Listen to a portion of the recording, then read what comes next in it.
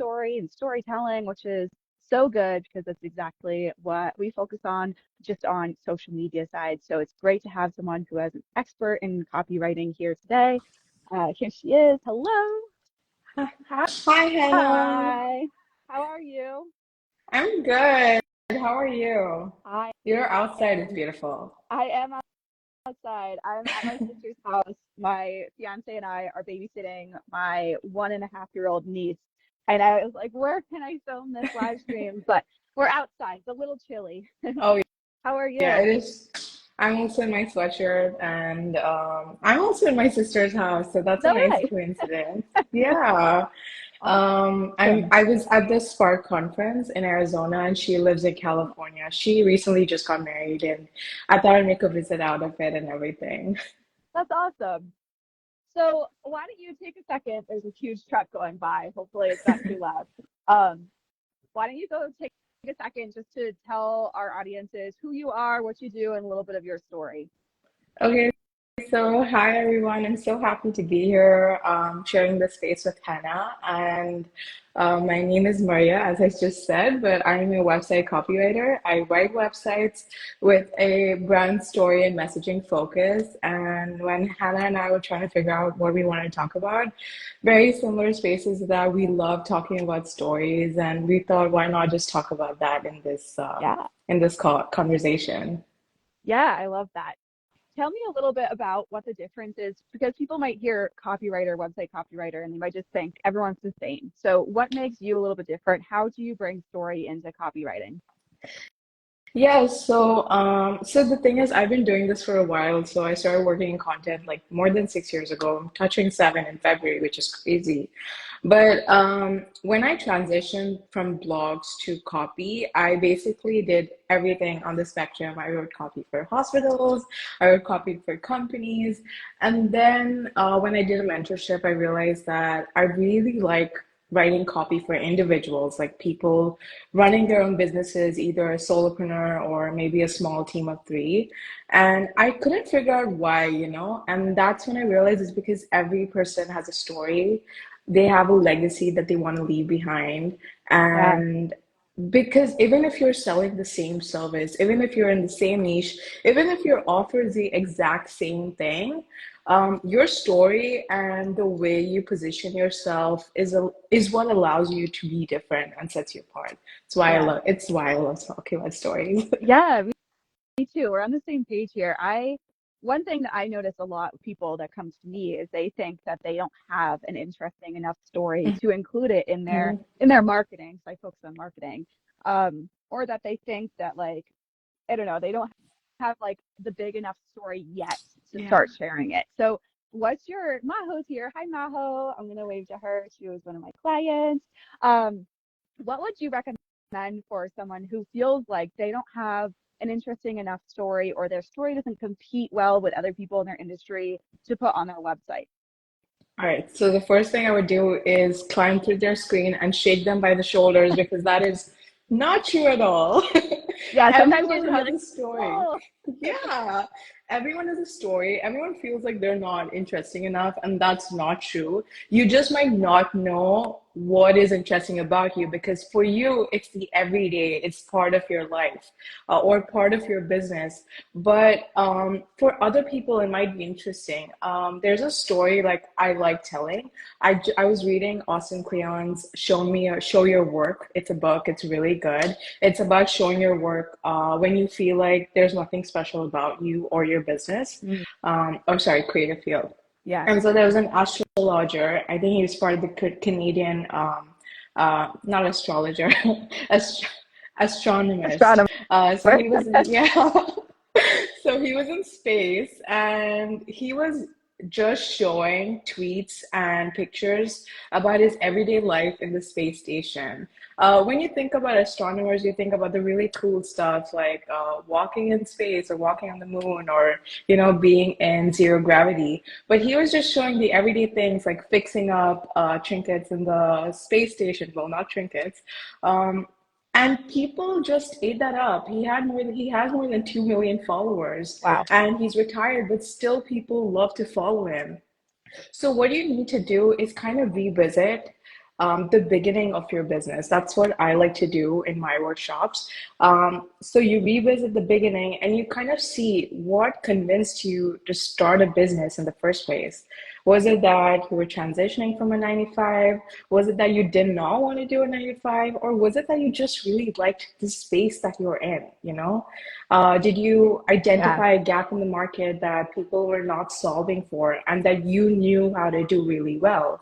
Um, was it that you just love it? Like, was there something in your childhood that convinced you that this is something that you might want to make a business or a career out of? What like so there's a lot of ways that we can like go about this. Yeah, I always tell my clients, and it makes its way into every single program and like presentation that I do, is your goal is to make the ordinary extraordinary and the Yeah. extraordinary ordinary so that it's more relatable to people. So even if you have a really huge transformation that maybe like your clients are striving for, but they're not there yet, it's still your responsibility to make it sound like that they can get that too, and vice versa. You can take something as boring, like I could take this right now. I'm doing a live stream while babysitting my 1.5-year-old niece. That's not that exciting, but we can make it into something about freedom and how it's a Thursday at one o'clock in the afternoon, and I get to be here working while also taking care of my baby niece, and that's a dream for somebody who's working a 9 to 5 and that might want to be spending more time with their family or something. It's all about how you romanticize your life and make it more interesting. Yeah, I think that's so important, and I think as business owners, we actually, at least I don't realize how grateful I am for the things that we get to do. For example, I'm in my sister's. I've been in the US for 3 weeks. I did not have to ask anyone to take like leave, and Yeah. tomorrow is actually my final day here in the US. So I decided that I'm gonna take like Friday off and just go to San Francisco and just explore it. And like in a way, that's something that is very normal to me that I can just take the day off. But I was talking to someone, like a new friend I'd made, and he was like, that is so crazy. Like you can just take the day off. Like what? And I don't Yeah. even talk about it. And I'm sure there's stuff like this that people don't talk about because it's part of their everyday, but it is part of your everyday, and that makes it part of your story. Yes, exactly. Look, there's so many people that will just spend hours watching vlogs and day in the life videos on YouTube. I'm one of them. It doesn't matter if they're doing anything interesting. They can literally be going to the grocery store and I'm still watching and I'm following because it's interesting. It almost feels like I'm spying and I like get to see a part of their life that they don't usually share. People love that stuff. People love reality TV shows because it's like we're seeing a part that they don't present normally, that we don't like unless we're there with them, we don't get to see. It's interesting when you think of it that way. Yeah, and I'm Maho says, same oh watching Day yeah, in the Life. Maho. Yeah. Like when people like I saw a really controversial thread saying that if you're someone who posts your to-do list on your stories, I'm not Oh, watching. yeah. And and I could not disagree anymore because I love like seeing these to-do lists, even though I want to do that as well. But yeah, what is your everyday does could be something extraordinary as you just mentioned. So you just have to find those little pockets or those little nuggets. Yeah. So I think when like I said, my expertise is in social media marketing. So website design, not my forte. But when I think about adding my story to my website, my brain automatically goes to the About Me section. And I'm sure you're weaving in story way more than that. So do you want to give a little chat about where you use story in the website copy? Like what's your opinion on the About section? Just dive into that. Yes. So there's a few things I believe about the About section. First thing, it is my favorite page to write. I talk about this all the time. I also think that your About Me page could be your best sales page. So this Ooh. is what I believe. Like someone like pops in on your website. Okay, maybe someone referred you to them, or they watched like say an Instagram live, and then they go on your website because they're like, oh, who is this person? I want to know more about them. specifically because maybe there's a chance that we could work together. Yeah, your homepage needs to be great, your offers need to be perfect, all of that. But what is that connection that turns this relationship that is non-existent into one where they want to be friends with you or where they want to work with you? It is the story. What is it that convinces them that you're like a nice person, you're a person they would want to work with, someone that they can trust? It's a no like how factor, right? And on your about page, there's a few ways you could go about it, and people just do not have a good about page most of the time. Especially companies, they have the most boring about section because they think it isn't important. But who is the face behind the company, right? That's what people sometimes really want to know. Something I always recommend is talking about your progression timeline. Like, where did you start? And it doesn't have to be even the beginning of your business. It could be your childhood years. Maybe you're a social media strategist, or maybe you're a graphic designer. Were you drawing when you were a kid? Were you the kid who was always caught drawing funny faces of the teacher or Yeah. something like that? And even if you don't have this, it's you don't have to put it. And then the progression timeline. What was it like when you started? For example, I'm working with a launch designer, so she designs launch pages. And she was like, "Oh yeah, I transitioned from being a VA during the pandemic to eventually now what she does, which is launch design." I'm like, "Wait, wait, wait. That is not the full story. You have to tell me Yeah. everything." So I just hounded her in the DMs yesterday because I needed the full story. But it was so interesting because she was like, "Oh yeah, I did VA stuff, and then my clients asked me to do graphic design." I was like, "Oh yeah, I did that when I was a kid." And then eventually I realized that, wait, I love the launching aspect.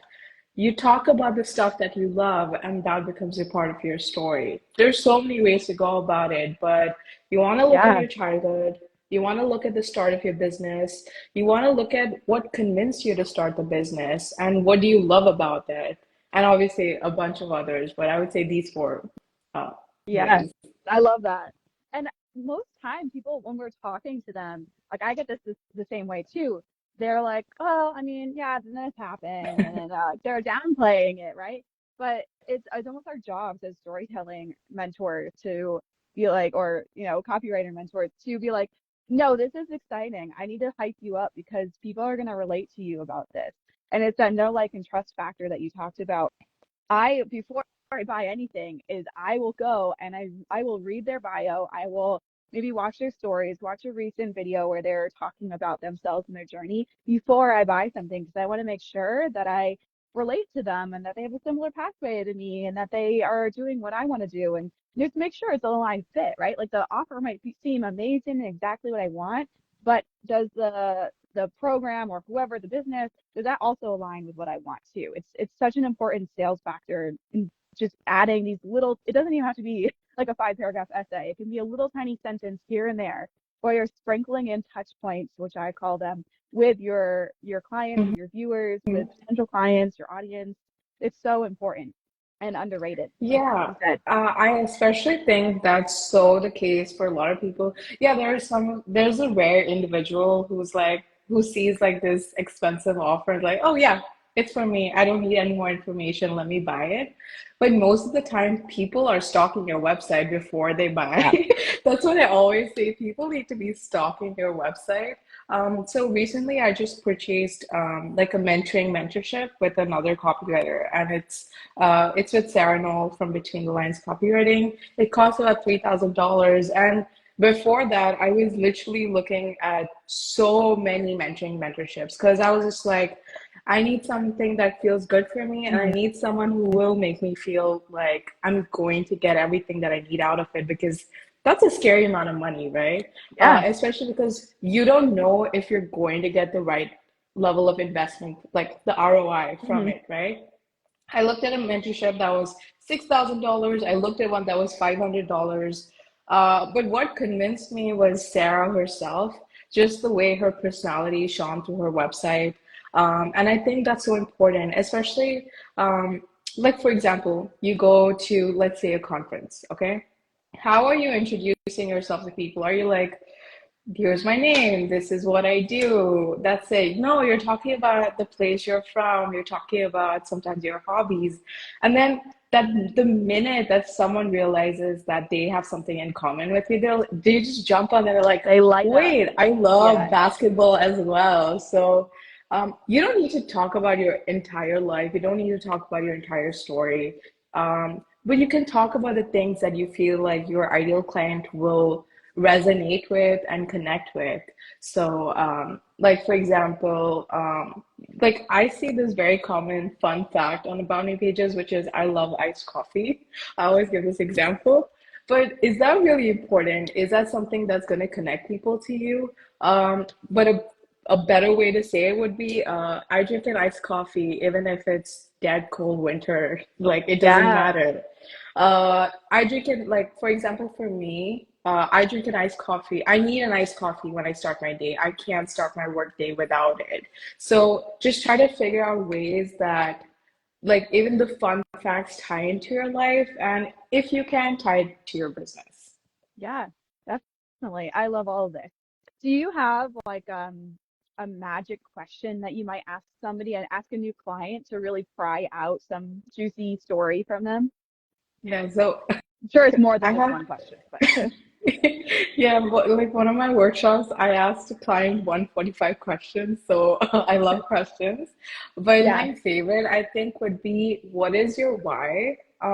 Like for example, and I usually substantiate on that. What is the reason you stick to this business, even though you could go back to the safety of a 9 to 5? What is the reason why do you want to stick to it, even when there are months where you're barely earning any money, or there were months where you feared that this was not something that was going to be long term? What is it like? What is your why? I think that is such an important question. And it's something that sticks with you through all your offers and through your business, because there's a reason that you're doing this, and we need to figure out the story behind it. yeah. I love that. What's your why? Tell us your My story. why. Oh, wow, I've never been asked that before. My why is that I love talking to people from across the world. For example, right now, I'm working with someone from the Philippines. I'm working with someone from Philadelphia. Like, I don't think I could have done that if I Yeah, wasn't, doing this and just figuring out stories. Like, so I always say this, as a kid, I was the quiet kid, I was the introvert. I did not know how to speak to people. But I always loved imagining stories in my head, like I was always daydreaming. I was always a kid caught with reading a book under the desk or not paying attention in yeah. class. But all those bad qualities that teachers deemed me as, they turned out to be amazing when running this business, because it helps me connect with other people. So yeah, that's my why. I What love about you, that. It's Hannah? all, yeah, yeah.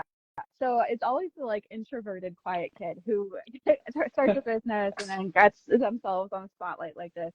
I started my business because I wanted, or my why, I should say, because like you said, even if I'm having low months or if I'm not working with anyone, I still would be talking about this. But my why is because I just love the freedom. I love pushing myself to out of my comfort zone to do new things. I love the connections that I get to have with people. Like you said, I've worked with people in Ireland and in Australia and the UK and Canada. Um, and I also just love helping people feel more confident about themselves. There are so many women, especially, who just feel like they're not that interesting, they're not that important, and that why would anyone care about them? And part of my work is just helping them feel more confident in what they do, owning their wins. Like I've had people say, "Oh yeah, I got someone who had 200 email signups in 24 hours for their email list. No big deal." I was like, "Excuse me? I'll be your number one hype woman, just making you feel really good about yourself and putting that into your social media, into your storytelling. Because if you are doing that and you're excited about that, other people will be as well, and you Yeah. make an impact with that." So, I just love doing that. And then I also, like you said, love that it's a Thursday and I'm babysitting my baby niece. And like we went on a walk earlier and I can be outside working in an office. When I was a kid, I said, I don't care what my job is when I grow up, as long as I'm not stuck inside an office all day. And here I am Look at outside in my you. nature office. Yeah. Yeah, I Yeah. remember when we first connected through Threads, and you told me about the podcast, and then I played, and I was listening to your podcast, and the first episode I listened to, there were sounds of nature in the background. I was like, Yeah. wow, this is super interesting, and this is why I love asking this question because the way you just lit up talking about helping people find their confidence, I think there's nothing like it. There's genuine magic in this question. I is Yeah. what I would say. It's a magical question. Oh, Murray, I've been loving this conversation. Where can people find you to connect with you after this call? Are you mostly on Instagram or Threads?